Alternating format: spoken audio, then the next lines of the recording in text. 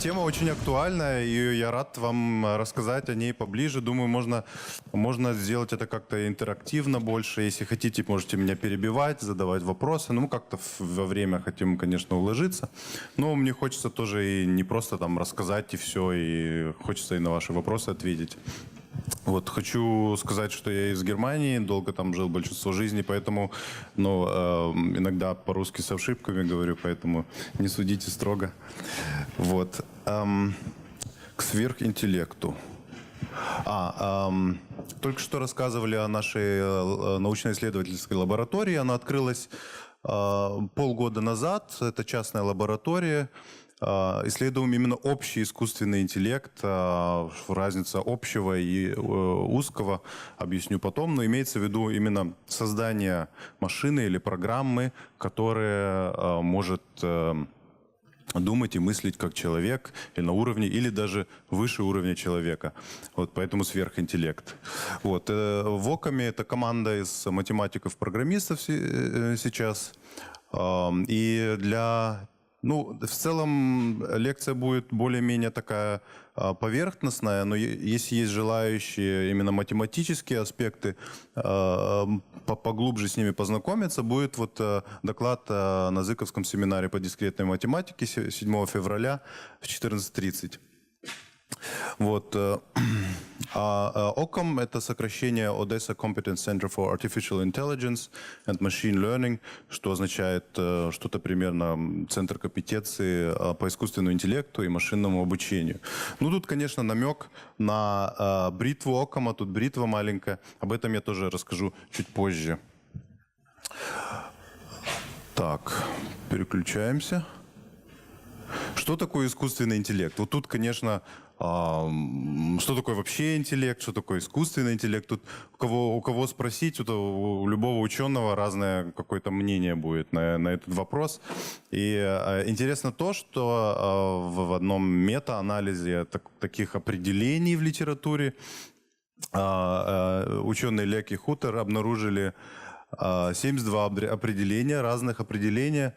И их можно резюмировать как вот это вот второе определение — способность решать широкий спектр задач. Это означает, вот у нас какие-то задачи, мы хотим в шахматы играть, в машину водить, там, ходить тут по сцене, разговаривать, воспринимать речь и так далее. Вот эти вот разные задачи, если мы создадим одну систему, которая сможет все эти задачи решать, вот, чем больше она это умеет делать, и чем лучше она умеет решать, чем выше у нее интеллект. Вот такое вот определение. А другое определение — это просто выполнение компьютером тех задач, для которых человеку нужен интеллект.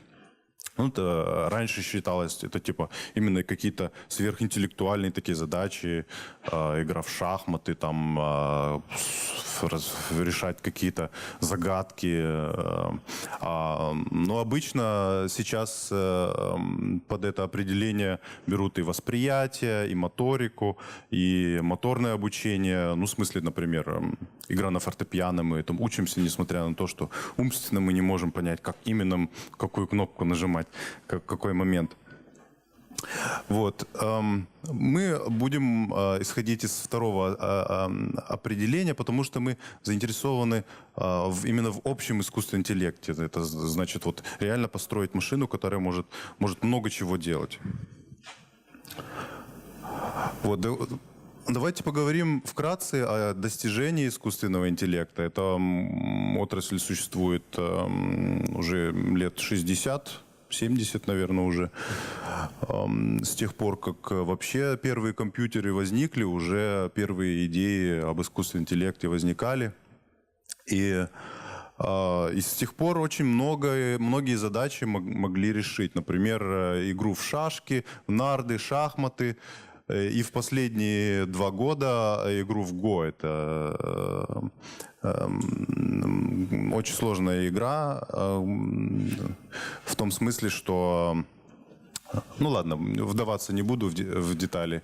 Это раньше думали, что вот если кто-то создаст программу, которая может делать то, что могут делать только очень суперумные люди, там, чемпионы по шахматам, да, то тогда реально это докажет, что мы создали мыслящую машину. Вот. И вот в шахматах как раз вот в 97 году, если правильно помню, Deep Blue побила Каспарова, тогдашнего чемпиона по шахматам. И как часто эти программы, они опираются на поиск под названием перебор. Вот он просто смотрит на шахматную позицию и смотрит, какой ход я могу сделать в следующий раз. И как может другой противник ответить. И потом, какой я ход могу сделать. И все эти комбинации, их же миллиардами. Вот все эти комбинации, они стараются пересчитать. Более-менее там какие-то вспомогательные еще моменты есть. Вот. И таким образом многие из этих задач могут быть решены. Если мы все комбинации рассматриваем, конечно, мы можем выбрать лучший ход. Вот. И в шахматах более-менее так, в Го уже все комбинации невозможно было рассмотреть, и там другие хитрости были. Ну ладно, я как-то в детали ухожу. Значит, это были успехи. Вот другие достижения, например, полный автопилот, который вот потихоньку приходит в наше общество, машины, которые сами ездят. В некоторых городах США они вот уже ездят. Распознавание и синтез речи. Это раньше очень сложная задача была. И сейчас с техникой, так называемое глубокое обучение, нейронными сетями смогли осилить эти вопросы довольно хорошо. Распознавание рукописи, распознавание объектов, вот какая-то фотография, надо узнать, что это за объект, что это за объект, что это за объект.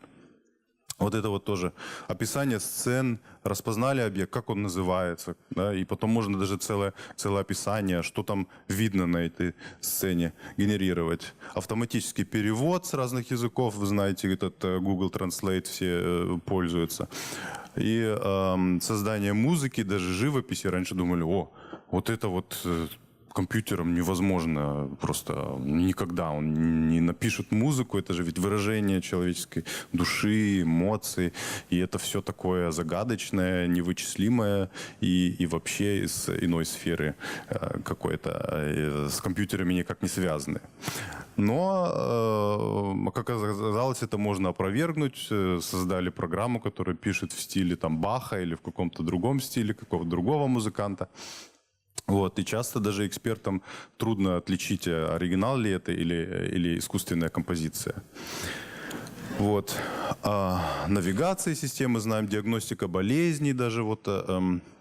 Часто врачам очень трудно из большого количества симптомов распознать, диагностицировать болезни. Потому что тут большое количество разных факторов, которые сложным образом взаимодействуют с друг другом.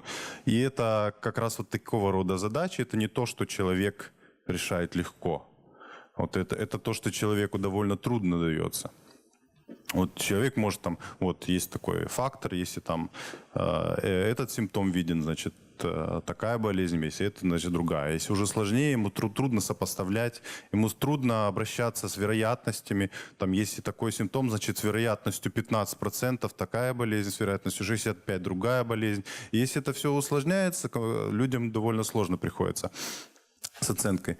Чат-боты, которые повсюду разговаривают в интернете, когда мы даже не знаем, мы общаемся ли с реальным человеком, или чат-бот нам отвечает.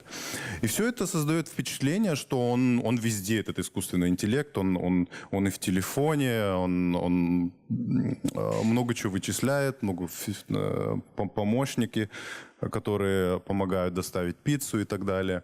И судя по новостям в последние годы особенно, с тех пор, как закончилась зима искусственного интеллекта, там была такая называемая зима, значит, люди этим не занимались, или мало кто занимался, инвестиции не приходили в эту отрасль, потому что были много обещаний, люди делали раньше, что вот у нас будет в 1980 году полный искусственный интеллект на уровне человека. Обещали много. Или потом в 2000 году. И каждый раз на 20 лет вперед примерно люди обещают, что он скоро очень настанет. И вливались инвестиции, и инвесторы были потом разочарованы. Ну и понятно потом, что это на спад пошло. И вот сейчас такая новая волна, новый виток вот этой вот волны, то зима, то лето.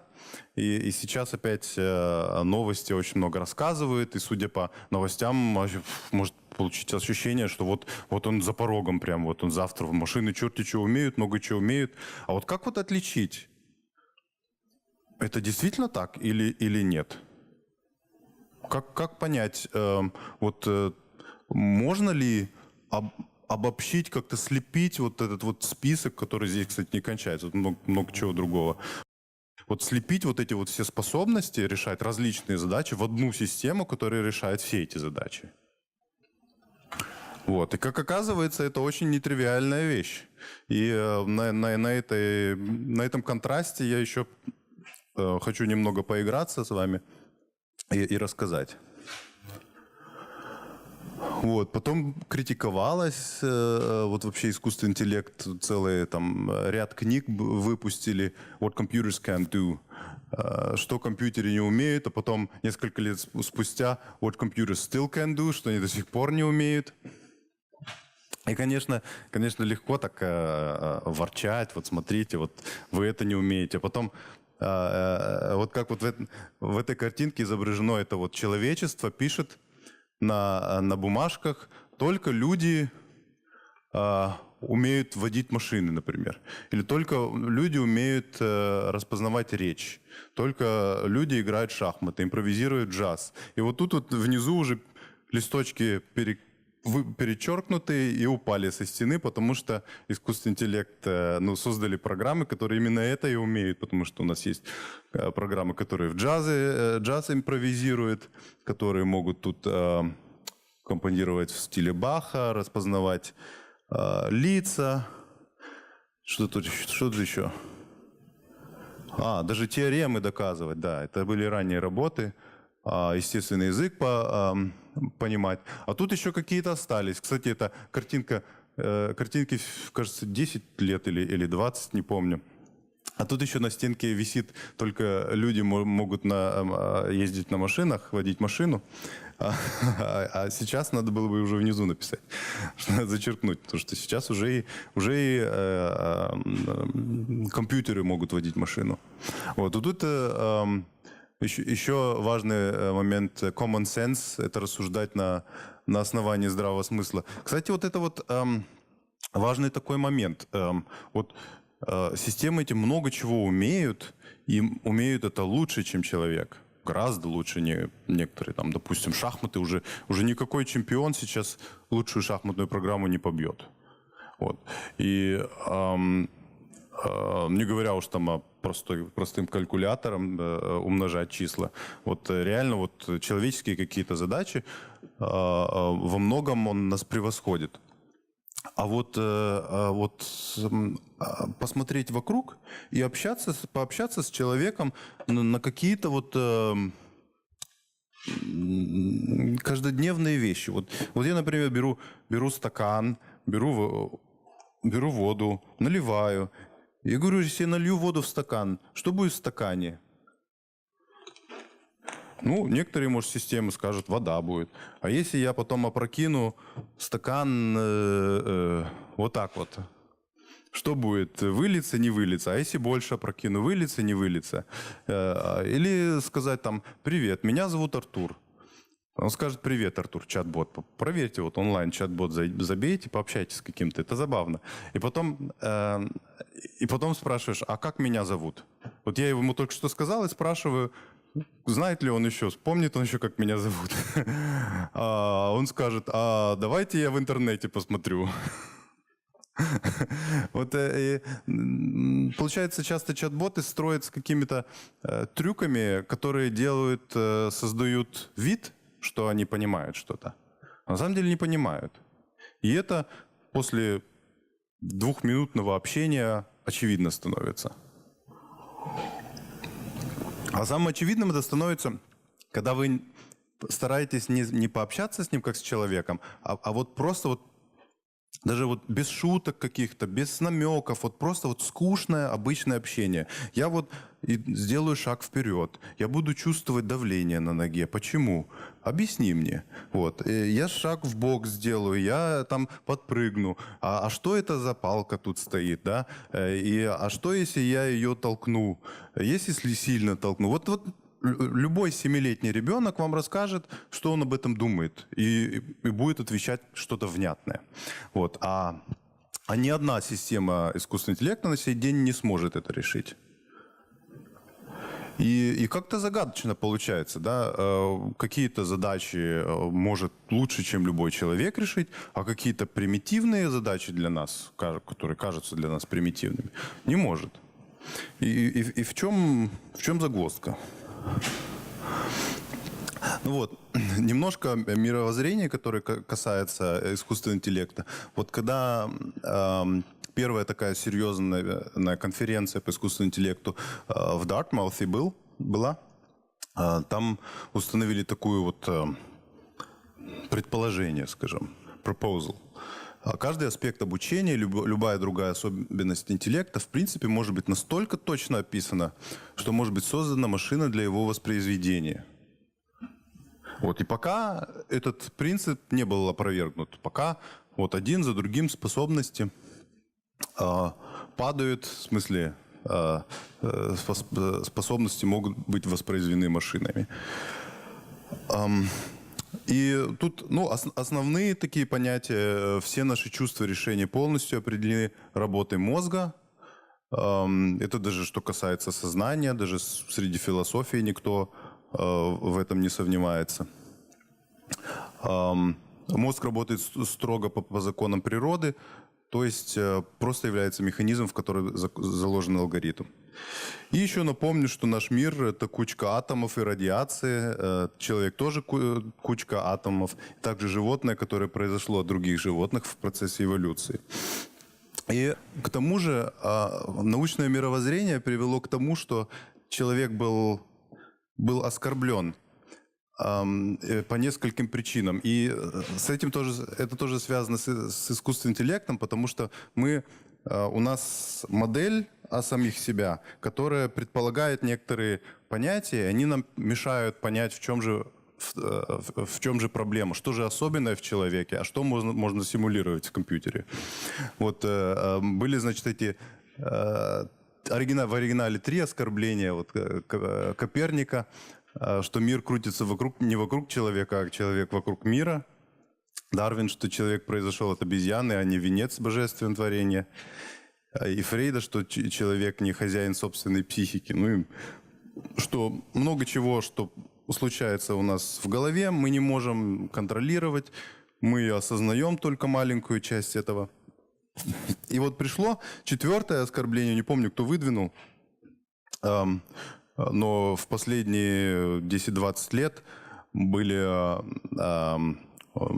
серьезные дискуссии насчет свободы воли, и что человек просто механизм без свободы и воли действует так, как запрограммирован эволюцией, стараясь оптимизировать свое выживание и размножение. Ну, вот это обычное как бы научное мировоззрение. Наверняка для многих тут ничего нового нет. Вот. А как же вот в связи с созданием искусственного интеллекта, может быть, некоторые думают, как же нематериальная душа, там, психическая энергия, свобода воли, может быть, интуиция, наши ощущения «я», взаимодействие подсознания со Вселенной, слышал, некоторые считают, что это возможно. Вот. Или вопросы, когда мы хотим создать искусственный интеллект, не играем ли мы там, в Зевса, или Бога, или Одина. Вот иногда вот такие вот вопросы возникают, и просто с научной точки зрения, в связи с тем, что я только что сказал, можно спокойно отнестись это как к мифам современным, которые не играют никакой роли в реальной научной работе, когда мы стараемся построить какую-то действительно работающую систему. Вот. И, значит, перед нами стоит алгоритмическая проблема, проблема вычисления. Вот. И какие проблемы это все нам препятствует в итоге? Вот, судя там по фильмам, допустим, может сложиться впечатление, что не хватает, вот что не хватает компьютерам, допустим. Вот интуитивно человек может сказать, ну эмоций не хватает, допустим, интуиции не хватает, эмпатии, сознания какого-то, может он, или метакогнитивных уровней, которые, что он сам себя должен осознавать как-то.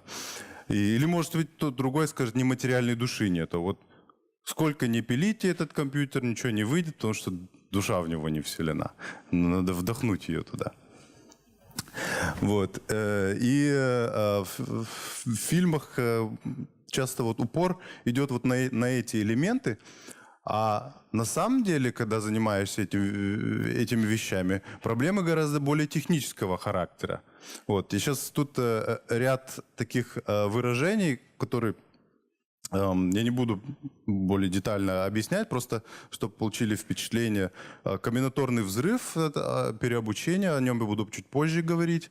Проблемы поиска, проблемы индукции, универсальной индукции, бритвы Оккама, интеграция символьных, субсимвольных уровней представлений, например, заземление символов и логического мышления, специализация алгоритмов, катастрофическая интерференция в нейронных сетях, проблемы инкрементного обучения.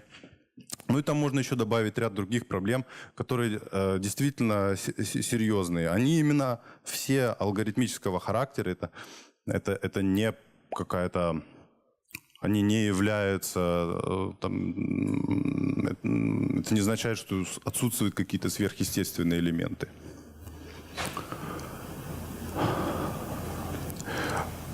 Вот, приближаемся к описанию, что именно идет не так во многих подходах к искусственному интеллекту. Вот часто мы представим себе пространство задач, которых можно решить, вот как вот такую вот чашу. Вот. Извините, что на английском вот не успел перевести. И вот эта вот сложность наверху, а внизу, значит, простые задачи какие-то, да, сложить 2 плюс 2, а тут какие-то сложные вычисления. А вот тут разнообразность задач. Ну и задачи, множество тех задач, которые могут решаться современными алгоритмами искусственного интеллекта, можно выявить вот как вот такой вот тоненькой полоской. Да, узкий алгоритм 1, узкий алгоритм 2, узкий алгоритм 3. Это значит, он может решать довольно сложные задачи, но только узкого класса, или, может быть, только одну, или только маленькое их количество, и они все друг на друга похожи. Это значит, вот это может водить машину, она может водить машину, может очень круто, да, как там в Формуле 1 ведущий пилот, этот водитель. Очень медленно, как дедушка, ездить со скоростью 2 километра в час. И это все она умеет, но она не умеет играть в шахматы. А наоборот, шахматная программа не умеет водить машину.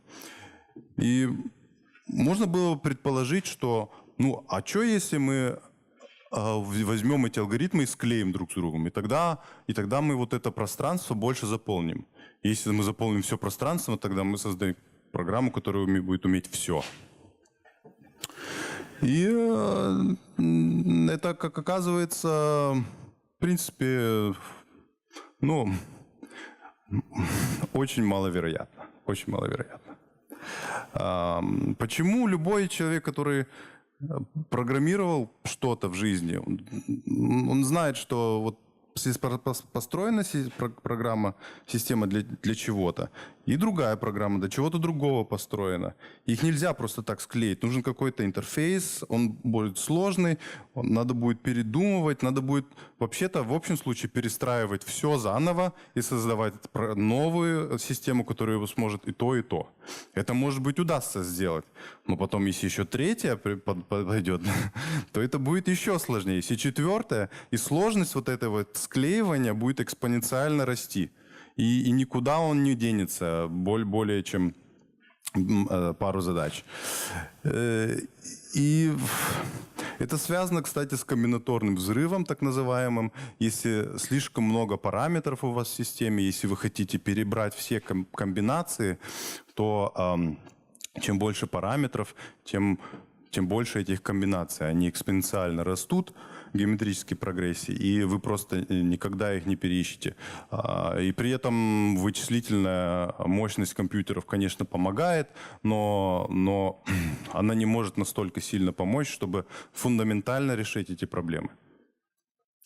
И что же нам делать? Значит, существующие алгоритмы никуда не ведут. Один ученый как-то выразил вот эти вот узкие алгоритмы, это как будто мы вот стараемся попасть на Луну, а лезем на дерево. Вот мы можем как бы постоянно сообщать о прогрессе до самой вершины дерева. Вот. И это немного цинично об этих программах, вот, но, я думаю, выражает суть. И в последние пару лет образовалось сообщество AGI Community, сокращение как Artificial General Intelligence, имеется в виду общий искусственный интеллект, и где люди задумываются над тем, как действительно заполнить вот это вот пространство. И есть предложение начинать заполнить вот как бы низшую часть вот этого вот этой чаши. Значит, создать некий алгоритм, который сумеет все, но на очень простом уровне. Он будет, допустим, если человек умеет решать задачи в этом пространстве, мне, кстати, видите там сзади вот в этом пространстве, я имею в виду, и создать некий алгоритм, который только вот задачи внизу может решать. И потом вот этот вот предел сложности потихоньку поднимать. И таким образом приближаться к уровню человека, а может быть и дальше. И такой подход, можно сказать, ортогональный к предыдущим задачам. Раньше как подходил человек-программист? Вот есть задача, у нее есть какие-то свойства, да, допустим, там надо там робота научить играть в футбол. Давайте сделаем шарик оранжевым, остальное все не будет не оранжевое. Вот, и мы будем искать оранжевый цвет. Вот и мы решили проблему распознавания объектов. Потому что мы просто оранжевый цвет ищем. Вот. И он начинает его распознавать, двигаться, играет в футбол успешно, но если его вынуть из этого пространства, все уже не работает. Значит, в чем общий такой элемент в этом подходе? Общий элемент – это тот, что программист подходит, и он знает уже, какую задачу будет решать его система. И он подтачивает ее под эту задачу, и потом она умеет только ее решать. А в этом ортогональном подходе нужно, значит, создавать систему, не имея в уме какую-то конкретную задачу. А наоборот, вот мы начали что-то строить, и мы сразу смотрим, а что из нашего мира она не сможет представить? Что она не сможет описать? И если мы находим такой пример, значит, уже надо что-то перестраивать, надо же уже что-то менять. И если здесь люди находятся, которые знакомы с машинным обучением, знают, что данные нужно подготавливать для того, чтобы эти алгоритмы хорошо работали, чтобы данные были правильно распределены, чтобы их формат подходил и так далее. И очень легко найти образец данных, для которых конкретный алгоритм не будет работать. Почему-то для человека это очень легко. Вот если человек разбирается в том, как только он поймет, как работает алгоритм, он сможет придумать пример, где он не будет работать. Это вот всегда так. Вот. Ну вот так вот получается. Что у нас там? Что такое индукция?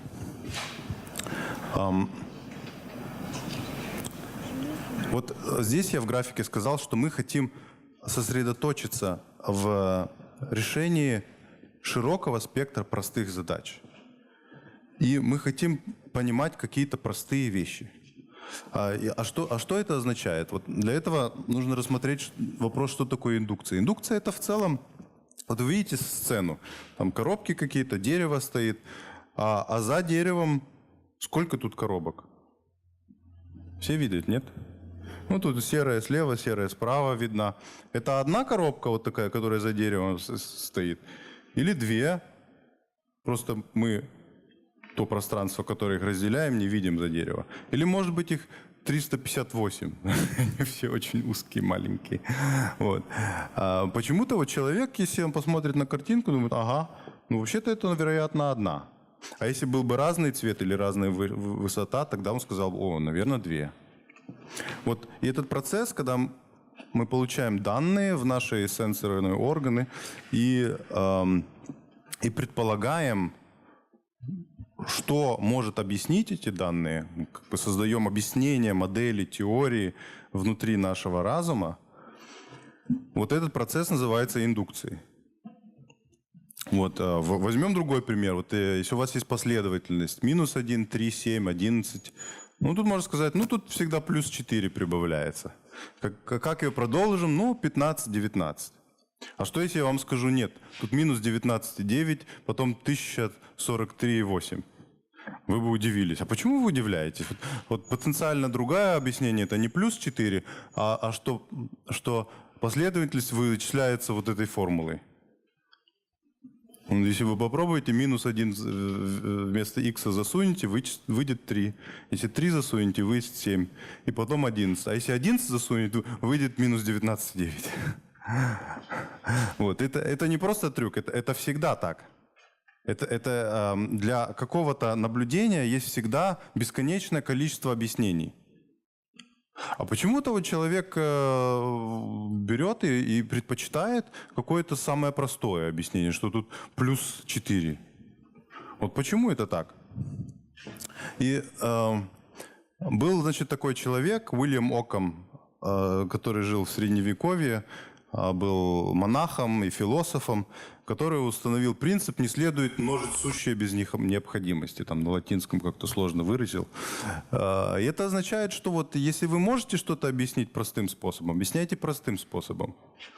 И предполагается такое метафизическое предположение, что мир более вероятно и будет таким. Вот.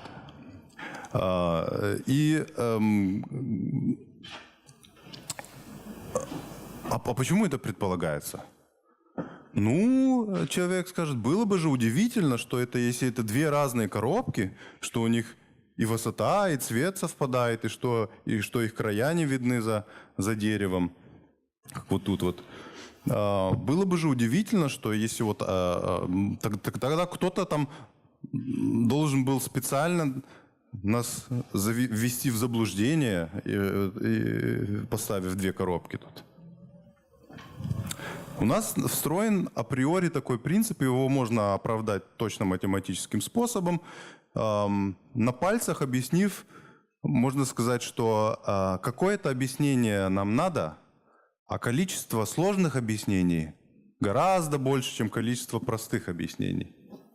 И поэтому, так как все эти вероятности объяснений должны суммироваться к одному, что-то должно быть правдой, вот, то вероятность сложного объяснения должно быть очень маленьким.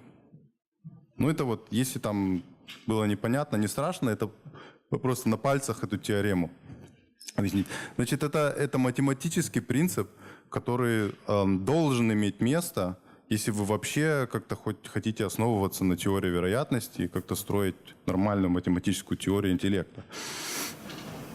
А что же тут не видно? GIF. Тут вообще-то движущий шарик был, который движется направо, тут исчезает в промежутке и уходит сюда. Вот. Вот, допустим, вы координату этого шарика замерили x, и тут время. И тут вот в красной точке это ваши замерения, где находится шарик. И тут в промежутке он исчезает, у вас нет точек. И вам нужно объяснение, по какой траектории движется шарик. Ну, одна из объяснений это вот по прямой. Вот. А другое объяснение, а может быть он вот так вот движется.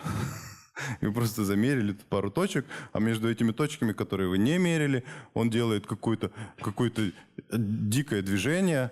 И это тоже может быть объяснением для ваших данных. И принцип Оккама опять гласит, что нужно выбирать ту модель, которая самая простая, которая проще всего объясняет.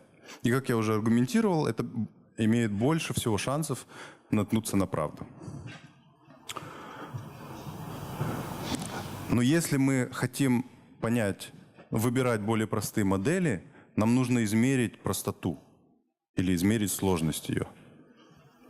А как измерить сложность? Вот мой доклад. Какой у него уровень сложности? Или вот этот вот узор на полу, вот насколько он сложный? Можно ли объективно сказать это? Давайте приведу пример. Вот, допустим, у вас последовательность из 1 000 000 нулей. И вы пишете 2 программы, которые на выходе выдаст этот 1 000 000 нулей. Одна программа говорит, давай цикл до 1 000 000, я прохожу по кругу и говорю компьютеру, пиши 0. И он проходит 1 000 000 раз, пишет 0, 0, 0, 0, 0, цикл заканчивается и выдает последовательность. Или другая программа. Говорю, пиши 0, пиши 0, пиши 0. Это список из команд. Каждая команда говорит, пиши 0. И, конечно, если запускаете эту программу, он выдаст 1 000 000 нулей. Вот. И Колмогоров сказал, что выдал определение сложности как длина самой короткой программы, которая их выдает. А программы, они запускаются на универсальном компьютере, так называемая машина Тьюринга. И это очень общее определение. На словах сказав, если сложность каких-то данных – это длина самого короткого описания. Вот я вам сказал, о чем я говорю? 1 000 000 нулей в ряд написать. Вот то, что я сказал, вот это вот предложение, оно короткое ведь, правильно? А то, что я описал, 1 000 000 значков в длине. А если это какая-то сложная последовательность из нулей и единиц, я бы так не описал. Ну, я мог бы сказать, это куча нулей и единиц. Но вы тогда не смогли бы точно воспроизвести последовательность. Тогда я должен был бы, если бы это какие-то случайные 0 единиц, я бы должен был вам написать список, вот тут 0, вот тут единичка, вот тут 0, вот тут единичка. Это был бы список именно длиной самой последовательности. Вот. Таким образом, Колмогоров формализировал сложность. Это, чтобы вы не потеряли нить, это важно для того, чтобы индукцию правильно сделать. Для того, чтобы найти объяснение для мира, который мы наблюдаем. Вот если мы можем найти для него описание, тогда мы и сможем с ним взаимодействовать. И как в предыдущем слайде видно было, если у нас правильное описание мира, мы можем даже предсказать, как он будет развиваться. Вот тут вот линия предсказывает, что красные точечки, которые там были скрыты в промежутке, вот этом, что они должны быть возле линии. И это действительно так, потому что шарик двигался по линии. И вот это вот тоже важное свойство. Когда вы находите короткое описание, тогда ваша система начинает получать способность предсказывать развитие событий. А это очень важно для интеллекта. Да? Я там шахматно играю, я делаю ход и должен предположить, как соперник может ответить. Или я сделал шаг, я предсказываю, что этот пол не рухнет в следующий момент. Да? А если я сделаю шаг здесь, я предсказываю, что я там упаду. Да? Надо будет спрыгнуть чуть-чуть. Вот такого рода минимальные предсказания для непосредственного будущего или даже долгосрочного будущего возможны только тогда, когда у меня в голове модель, у которой низкая сложность.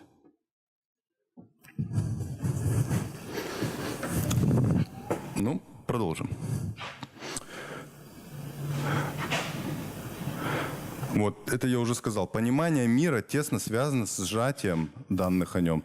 Это, если мы обретаем данные, и мы получаем короткое их описание, как архиватор в компьютере, то мы их сжимаем. Можно даже, будет даже не слишком сказать, что наш архиватор в компьютере в какой-то мере понимает данные, которые мы в него суем. Только он очень плохо работает, надо гораздо лучше сжимать. И можно даже предположить, что процесс понимания возник внутри человеческого мозга по ходу эволюции именно потому, что нужно было экономить ресурсы. Вот надо же экономить энергию, надо еду добывать, еда в энергию превращается, мозг тратит энергию. И чтобы ее сэкономить, лучше представлять данные, которые входят в ваши глаза и сенсоры, эффективным образом. Не сохранять все подряд, тогда просто не хватит памяти. Вот. А сохранять, во-первых, выборочно, а то, что сохраняете, сжатым образом. Это любой студент или школьник в школе тоже может сравнить. Вместо того, чтобы наизусть заучивать примеры, которые дает учитель, лучше понять регулярность в них. И тогда не нужно их всех запоминать. И это именно с точки зрения переработки информации, это является сжатием. Мы находим простые модели, которые отражают эти регулярности и взаимосвязи. Так. Это сейчас будет самый сложный слайд, потом мы немного расслабимся. Есть великолепная новость. 20 лет назад, почти 20 лет назад, была разработана теория универсального интеллекта. Пока это было, наука находилась в таком донаучном состоянии. Никто не знает, что такое интеллект, как его описать, как его математически выразить. И в этой теории Маркусу Хутору удалось вывести доказательства, что можно действительно построить агента, в смысле, систему, которая взаимодействует со средой, с окружением, которая будет иметь максимальный уровень интеллекта. Она все задачи сможет решать на лучшем максимальном уровне. И фишка в этом, что если только научиться хорошо сжимать данные, то можно реально построить такую систему. Я не буду вас мучить этой формулой, это просто намек. Это поразительно то, что теорию можно выразить в одной формуле. Она тут, в принципе, вычисляет, какое действие в каждый шаг К нужно делать, чтобы действовать с максимальным интеллектом. Да? Если запустить на шахматы, она будет говорить вам, какой ход делать. И эту программу никто не побьет. Допустим, шахматная программа. Как она ищет оптимальный ход? Допустим, у нас шахматная доска тут маленькая, 3 на 3. И белые ходят, у них есть возможность съесть коня слоном или съесть ферзя. Вот так вот. А потом, после того, как он съел тут коня, допустим, есть разные возможные ходы. Вот тут вот слон движется сюда, слон движется сюда. Тут ладья движется в бок, ладья на край, и ладья съедает обратно слона. И вот тут внизу циферками обозначено, насколько хороша позиция с точки зрения белых. Вот если если взять этот вариант, то минус 80. Потому что у белых нет ни ладьи, ни слона. Тут ладья 50 весит, слон 30 весит. У соперника, 80, а у белых нет ничего. А тут у белых есть слон, поэтому минус 50. И вот каждую позицию можно так оценить.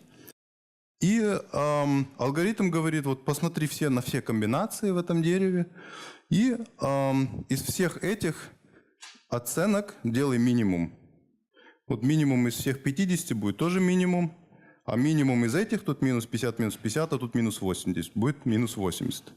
Это предполагается, что соперник, он минимум потому что соперник будет ходить так, как будет наиболее вредно для тебя. Значит, он съест твоего слона, если он может это сделать. Тут может сделать, значит, он съест слона. И тут минимум 50.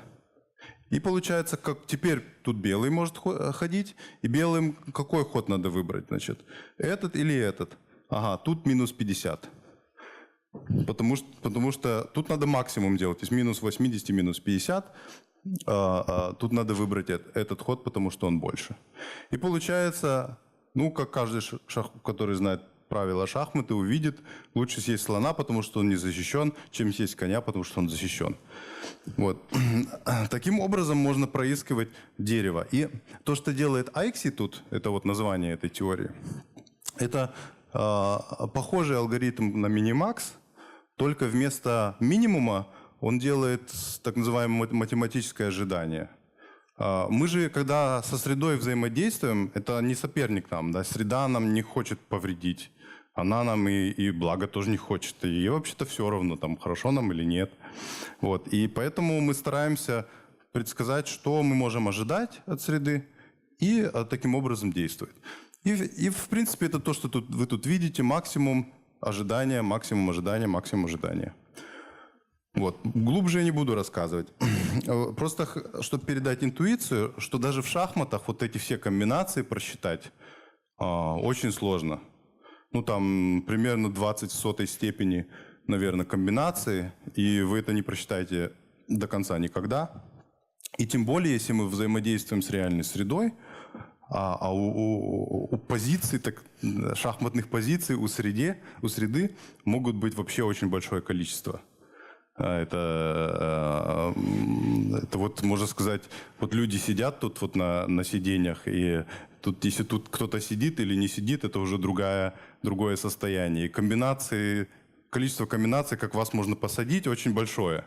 Да, и это только речь идет об этом зале. Поэтому мы никогда это очень сложно просчитать, и поэтому теория, ее очень трудно запустить в реале. Вот. Но она показывает, что достигает максимального интеллекта, и при этом она тоже не просто пересчитывает все тупо, она тоже старается строить модели, которые описывают наш мир и предсказывают, как он развивается. И в связи с этими предсказываниями старается максимизировать свой выигрыш. Выигрыш это вот в этой модели вот агент, вот среда, он делает действие, и среда ей дает какой-то ответ в форме вознаграждения. Да, вы что-то сделали, потом нога у вас болит, да, это отрицательное вознаграждение. А если вы там покушали что-то вкусное, положительное, оно способствует вашему выживанию. Вот, и любую такую вот функцию вознаграждения она может максимизировать.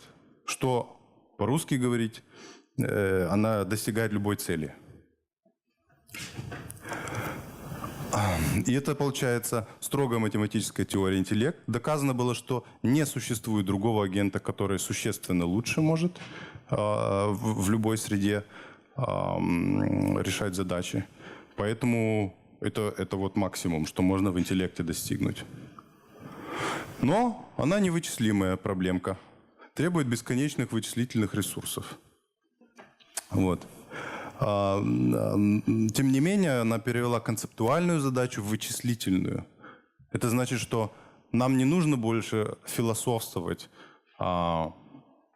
Искусственный интеллект – это что? А можно ли? А у кого он есть, у кого нет? Вот эта вот вся дискуссия, она признак донаучности. Вот как алхимия была до химии, как сначала была астрология, теперь астрономия. Вот такой вот переход с донаучного в научный период вот сейчас в искусственном интеллекте совершился. Ну и так много разных других наук, где этот переход постепенно происходит. Вот.